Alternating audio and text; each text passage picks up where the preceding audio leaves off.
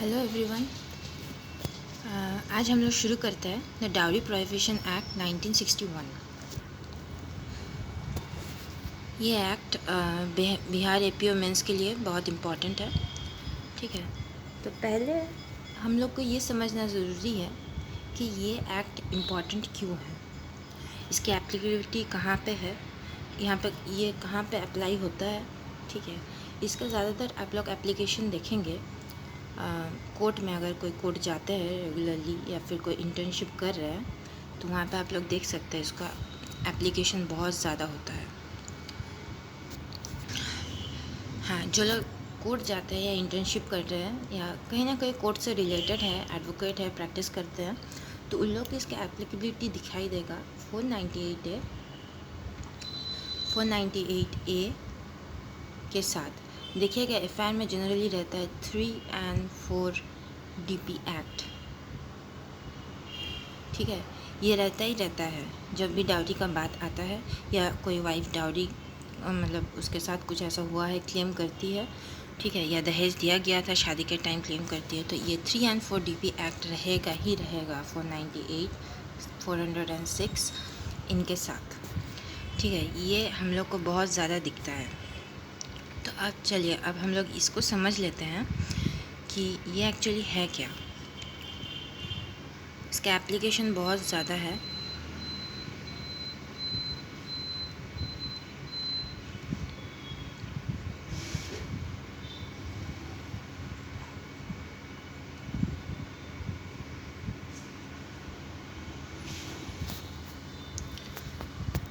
ठीक है, अब समझते हैं कि डाउरी होता क्या है।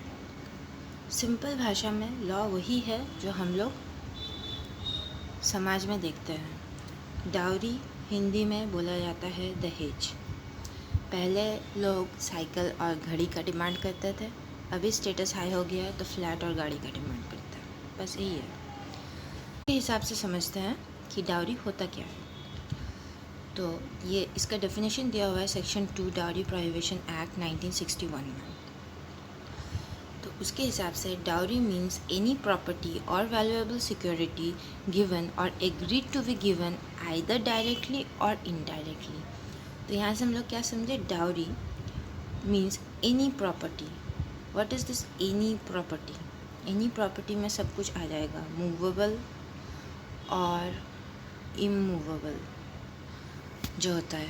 ठीक है, दोनों मूवेबल में आ जाएगा आपका जो सब डिमांड होता है, कैश भी आएगा, और इमूवेबल में शादी के टाइम किसी की ज़मीन उसके नाम कर दिया, ठीक है, वो सब आएगा। और आता है वैल्यूएबल सिक्योरिटी।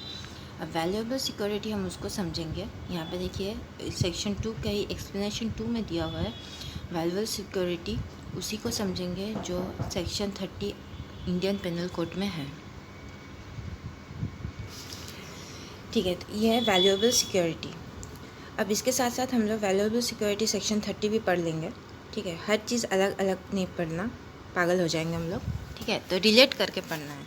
जब ये पढ़ेंगे तब ये वैल्यूएबल सिक्योरिटी भी हम लोग को याद आना चाहिए IPC का। ठीक है, नेक्स्ट आगे बढ़ते हैं। गिवन और agreed to be given either directly और इनडायरेक्टली। गिवन मतलब दे दिया है, और एग्रीड टू बी गिवन या एग्री किया है देने के लिए। डायरेक्टली और इनडायरेक्टली, डायरेक्टली भी हो सकता है या इनडायरेक्टली भी हो सकता है। ठीक है, मतलब लड़का को डायरेक्टली नहीं दिया पर उसके पेरेंट्स को दिया, ठीक है, वो भी दहेज में आता है। ठीक है, अब आता है सेक्शन 2 का clause A। By one party to the marriage, by one party to a marriage to other party to the marriage. ठीक है, one party to the marriage to the other party to the marriage. इसका मतलब क्या हुआ, यहाँ पे one party बोलने में हस्बैंड वाइफ दोनों को इंक्लूड किया गया है। ये हमेशा अपने दिमाग में रखिएगा। डाउरी प्रोहिबिशन एक्ट दोनों के लिए एप्लीकेबल है, चाहे हस्बैंड डाउरी का डिमांड करे या फिर वाइफ डाउरी का डिमांड करे, ये दोनों में एप्लीकेबल है। अगर आपके पास कोई क्लाइंट आए और ये हस्बैंड आके बोले कि वाइफ मेरे से डाउरी का डिमांड कर रही है, भगा मत दीजिएगा उसको। ठीक है, क्योंकि ये एक्ट दोनों के लिए एप्लीकेबल है। ठीक है, तो one party to a marriage to the other party to the marriage, ठीक है, कौन दे सकता है? One party to the marriage to the other party to the marriage, ठीक है, ये हो गया क्लॉज ए में। नेक्स्ट आता है by parents of either party to the marriage और by other person to either party to the marriage और टू एनी अदर पर्सन और एनी अदर पर्सन, यहाँ तक पहले दिखता है।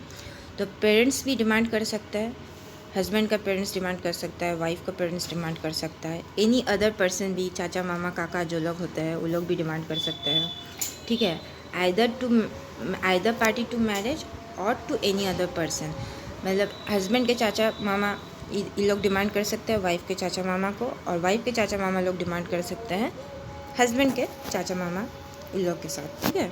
तो ये समझना है कि ये एक्ट दोनों के लिए एप्लीकेबल है इन द सेम वे, ठीक है। अब आ जाइए नेक्स्ट पार्ट में कि एट और बिफोर और at any time after the marriage. Before मतलब शादी से पहले, जब शादी फिक्स्ड हुआ उस टाइम पे, ठीक है, बिफोर, और at any time after the marriage, शादी होने के बाद भी हमेशा देखा जाता है कि डिमांड रहता है डाउरी का, ठीक है, इन connection with the marriage of the said parties, in connection with the marriage, ठीक है, नॉट अदरवाइज, ठीक है, कोई बिजनेस पर्पज से लिया, कोई लोन लिया, वो सब नहीं आएगा इसमें, only in connection with the marriage अगर डाउरी डिमांड हुआ then this act will be applicable, ठीक है। और इसमें बहुत इंपॉर्टेंट चीज़ है, ये लास्ट वाला देखिएगा, ठीक है, डज नॉट इंक्लूड डावर और महर in the case of person to whom the Muslim personal law Shariat applies, मतलब डावर और महर एक तरह का डावरी होता है शादी के टाइम, मुस्लिम शादी के टाइम दिया जाता है, ये एक्ट इसको इंक्लूड नहीं करता है, इसको डावरी नहीं माना जाता है, ठीक है, तो ये एक एक्सेप्शन है, इसको याद रखिएगा, ठीक है। तो यहाँ हम लोग को मोटा मोटी समझ में आ गया है कि डावरी होता क्या है, ठीक है, एनी प्रॉपर्टी और वैल्यूएबल सिक्योरिटी, ठीक है, और valuable security agreed to be given, ठीक है, एग्री हुआ है देने के लिए, ठीक है, आइदर डायरेक्टली और इनडायरेक्टली, ठीक है, ज़रूरी नहीं है कि डावरी देना ही पड़े, ठीक है, एग्रीमेंट होना भी एक तरह का ऑफेंस है, ठीक है। By one party to a marriage, इसमें बोथ हस्बैंड वाइफ दोनों ही आएगा, हस्बैंड वाइफ के पेरेंट्स भी आएंगे, ठीक है, एट बिफोर और eight the time of marriage, ठीक है, शादी फिक्स्ड होने के टाइम, उससे पहले या शादी के बाद, ठीक है, इन कनेक्शन विद द मैरिज, ये चीज़ बहुत याद रखना ज़रूरी है कि इन कनेक्शन विद द मैरिज, ठीक है, नॉट अदरवाइज, ठीक है। और एक इम्पॉर्टेंट चीज़ है कि डावर और महर जो मुस्लिम पर्सनल लॉ में होता है वो इसका एक्सेप्शन है, वो इसमें नहीं आएगा, ठीक है। चलिए आगे बढ़ते हैं।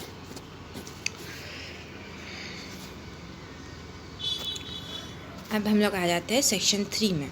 सेक्शन 3 में क्या बोला जाता है? पेनल्टी फॉर गिविंग और टेकिंग डाउरी, ठीक है। तो इसके लिए क्या क्या सज़ा हो सकता है, पेनल्टी, ठीक है।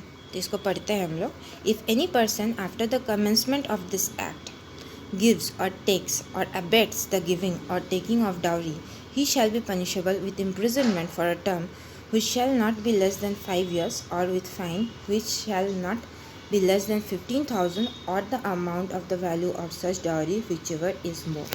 चलिए इसको समझते हैं पहले कि है क्या ये। तो इसमें बोला गया है if any person after the commencement of this act, not before, ठीक है, ये याद रखिएगा, रेस्ट्रोस्पेक्टिव इफेक्ट नहीं है, ठीक है। After the commencement of this act gives, takes और अबेट्स, देते हैं, लेते हैं या अबेट करते हैं, देने के लिए और लेने के लिए, ठीक है। उसका he shall be punishable with imprisonment for a term which shall not be less than 5 years, 5 years, इसका सज़ा कितना है? 5 साल। एंड को याद रहिएगा, और नहीं है, and with fine which shall not be less than 15,000, ठीक है, 15,000, और the amount of the value of such dowry, और the amount of the value of such dowry, मतलब अगर किसी ने डाउरी लिया है 20 लाख का, ठीक है, अगर कोर्ट को लगता है कि उसको 20 लाख ही वापस मिलना चाहिए तो वो अमाउंट भी दे सकता है एज अ फाइन, ठीक है। नेक्स्ट आता है प्रोवाइडेड दैट द कोर्ट में for such adequate and special reason to be recorded in the judgment impose a sentence of imprisonment for a less than 5 years। अगर court को लगता है कि नहीं उतना सज़ा नहीं देना चाहिए, ठीक है, 5 years से नीचे कुछ सज़ा दिए हैं या दिए हैं तो उसके लिए स्पेशल रीज़न रिकॉर्ड करना पड़ेगा कि क्यों इतना कम सज़ा दे रहे हैं, ठीक है। नेक्स्ट आते हैं नथिंग, सब क्लॉज 2 में nothing in this section in subsection 1 shall apply to और इन रिलेशन टू। तो ये जो पेनल्टी है ये किस चीज़ में एप्लीकेबल नहीं होगा, तो उसको देखते हैं जो सबसेक्शन 2 में दिया हुआ है, सेक्शन 3 का। तो उसमें है सब क्लॉज ए में presents which are given at the time of marriage to the bride without any demand or having been made in that behalf। तो प्रेजेंट्स जो दिया जाता है, हम लोग शादी में जाते हैं खाना खाने के लिए, तब जब प्रेजेंट्स देते हैं, ठीक है, वो कोई भी अमाउंट का हो सकता है, कुछ भी हो सकता है, उसको हम लोग डाउरी नहीं मानेंगे, ठीक है। Provided that such presents are entered in a list maintained in accordance with the rules made under this act.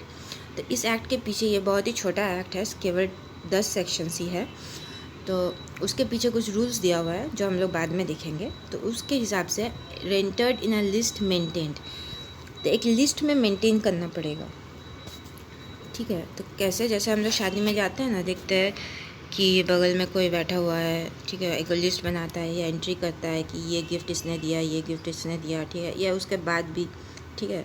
तो उस लिस्ट को मेंटेन करना बहुत ज़रूरी है कि किसने कौन दिया, क्या क्या दिया, ठीक है। तो इसी के बारे में बोला जा रहा है यहाँ पे।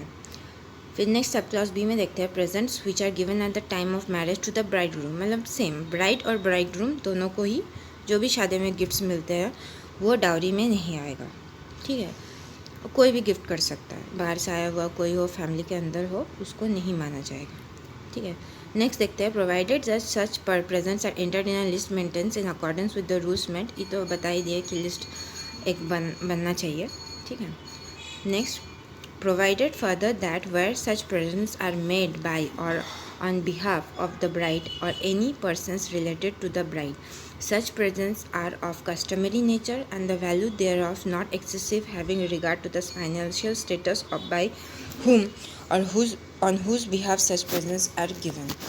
तो ये कस्टमरी नेचर का होता है, जैसे हम लोग शादी में जाते हैं गिफ्ट्स देते हैं, ठीक है, उस टाइप का, या फिर फैमिली के अंदर ये बहुत सारे गिफ्ट्स मिलता है, but not excessive of regarding the financial status.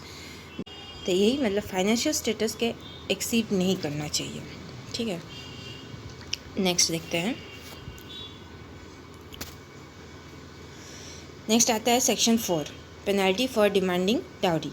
If any person demands directly or indirectly from the parents or other relatives or guardian of the bride or bridegroom, as the case may be, any dowry shall be punishable with imprisonment for a term which shall not be less than 6 months, but which may extend to 2 years, and with fine which may extend to 10,000 rupees. If any person demand, यहाँ पे जो penalty है 4 में, ठीक है, 4 में देखिएगा जो पेनल्टी होता है, सॉरी इसमें थोड़ा डिस्टर्ब हो रहा है, हाँ ठीक है, सॉरी इसमें थोड़ा डिस्टर्ब हो गया था। और एक चीज़, मेरे पीछे बहुत ही गाड़ी का आवाज़ आ रहा है, मेरा रोड घर के ऊपर ही है, तो हम इसको नहीं रोक सकते हैं, ठीक है, तो प्लीज़ थोड़ा बियर कीजिएगा मेरे साथ, ठीक है। नेक्स्ट, तो यहाँ पे बोल रहा है कि डिमांड, यहाँ पे है सेक्शन 4 में जो सज़ा का बात किया गया है, ठीक है, पनिशमेंट का, वो सिर्फ डिमांड के लिए है। सेक्शन 3 में जब ऑफेंस कमिट हो गया है, सेक्शन 4 में सिर्फ डिमांड रहने से, डायरेक्टली और इनडायरेक्टली, ठीक है, फ्रॉम द पेरेंट्स और रिलेटिव्स और गार्जियन, ठीक है। और बार बार बोल रहे ये एक्ट एप्लीकेबल टू बोथ है, ब्राइड और ब्राइडग्रूम, ठीक है, एज द केस में भी। एनी डाउरी शैल पनिशेबल कितना होगा, नॉट लेस देन 6 मंथ, ठीक है, एंड एक्सटेंड टू 2 years, ठीक है, सिर्फ डिमांड होने से, एंड फाइन होता है 10,000 रुपीज़, ठीक है। और यहाँ पे भी वही जो प्रोवाइडेड 3 में था कि इनएडुकेट अगर दिया और स्पेशल रीज़न रिकॉर्ड करना पड़ेगा, ठीक है, लेस देन 6 मंथ अगर पनिशमेंट दिया गया है कोर्ट से, तो ठीक है। तो ये भी है, ये 2 पनिशमेंट हम लोग को याद रखना है, एग्ज़ाम में आता है, ठीक है। Next section 4A ban on advertisement, ठीक है। If any person offers through any advertisement in any newspaper, periodically, journal or through any other media, any share in his property or of any money or both as a share in any business or interest as consideration for the marriage of his son or daughter or any other relative। तो यहाँ पे section 4A जो कि amendment के बाद आया है, आप लोगों से कोई कमेंट करके बताइएगा कि कौन सा अमेंडमेंट में ये आया था। अभी अमेंडमेंट के बारे में हम नहीं बता रहे हैं, ठीक है, वो नेक्स्ट वीडियो में हम लोग कवर करेंगे कि ये एक्ट कितना बार अमेंड हो चुका है, ठीक है।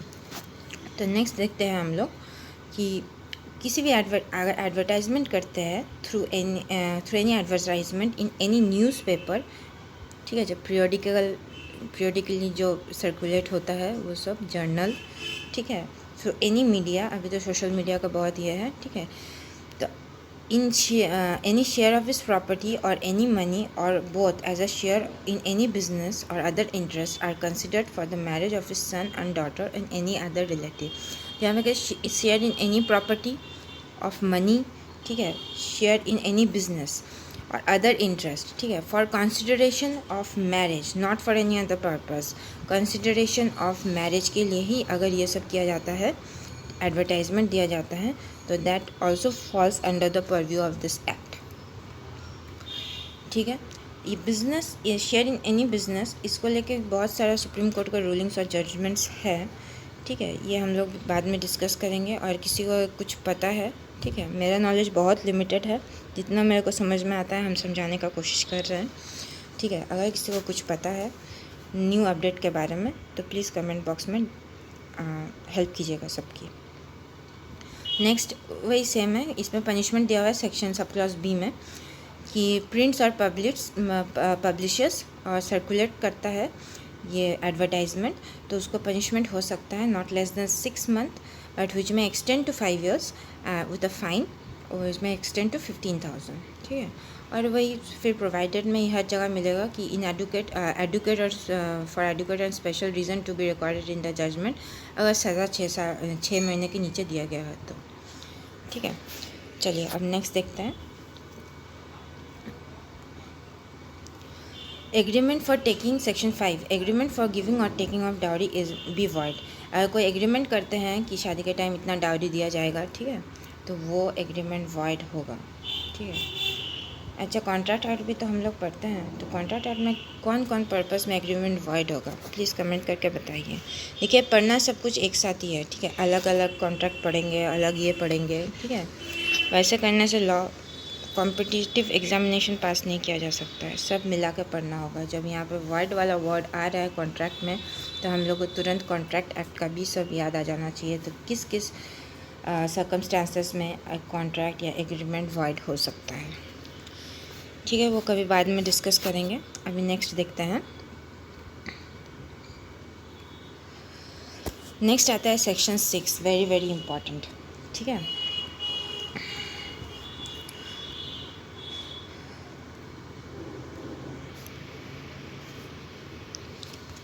ठीक है, सेक्शन 6 वाला पार्ट हम लोग नेक्स्ट पार्ट में कवर करेंगे, ठीक है, वरना वीडियो बहुत लंबा हो जाएगा, ठीक है। Thank you for watching, thank you.